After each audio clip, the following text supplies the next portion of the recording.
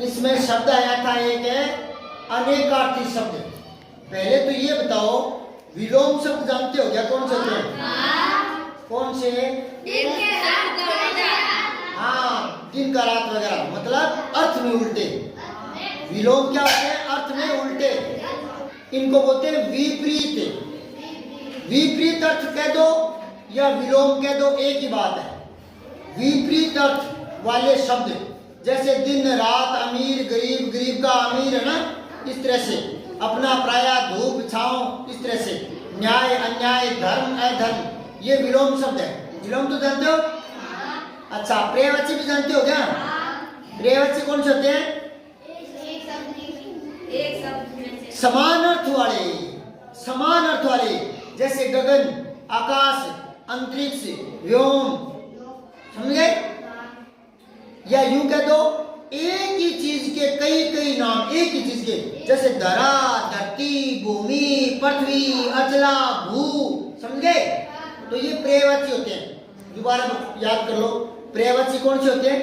जो एक ही चीज के कई नाम होते हैं, यानी एक अर्थ वाले, समान अर्थ वाले कई नाम, उनको बोलते हैं पर्यायवाची। समझ गए? समझ रहे हो क्या? अब बात रह गई इसमें जो अभी पढ़ रहे थे, उसमें आया था अनेकार्थी शब्द। वो और समझ लो थोड़ा सा।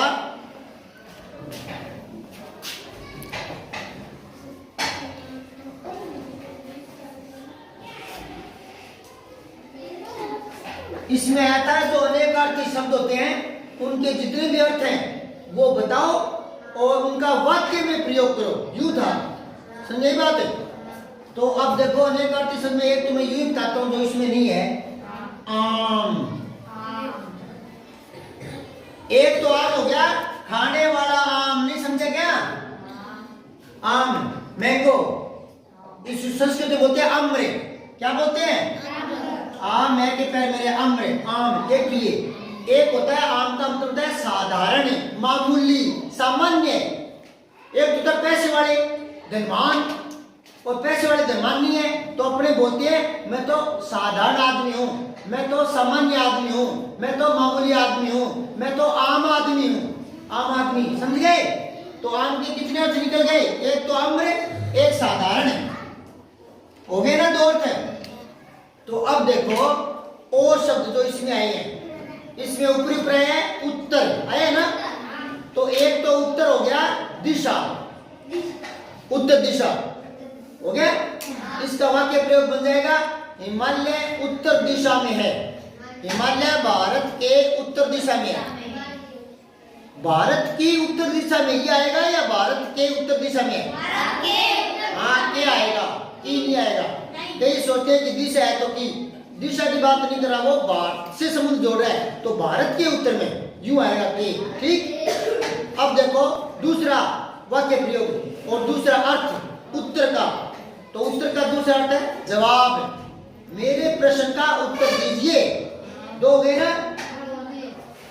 अब है अगला लाल। अगला क्या है? ख में लाल है ना? तो लाल के अर्थ है ना, लाल के अर्थ सुनो। एक तो लाल होता है रंग, रंग का नाम होता है, लाल रंग, हरा रंग, सफेद रंग, समझ गए?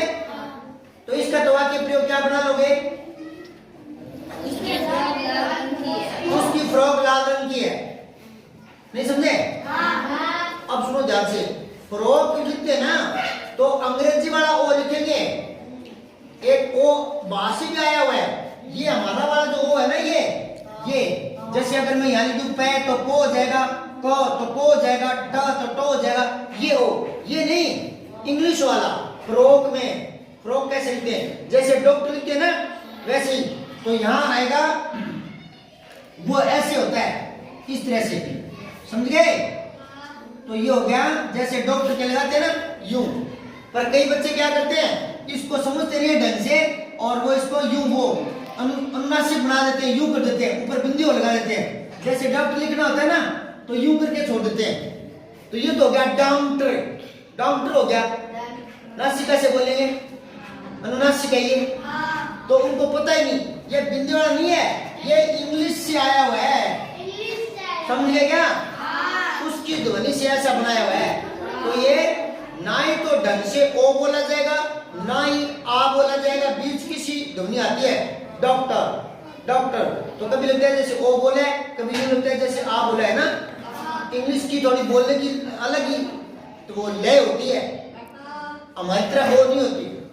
हम तो अंग्रेजी को भी हिंदी की लय में बोलते हैं, I am going to school, लेकिन इंग्लिश वाले बोलते हैं I am going to school, ठीक है ना।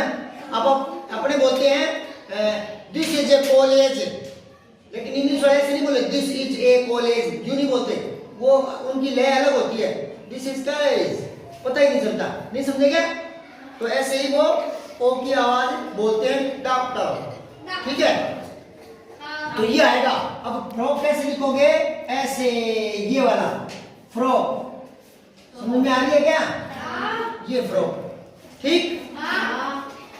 अच्छा, एक लाल का तो वाक्य प्रयोग कर दिया, उसकी फ्रॉक लाल रंग की है।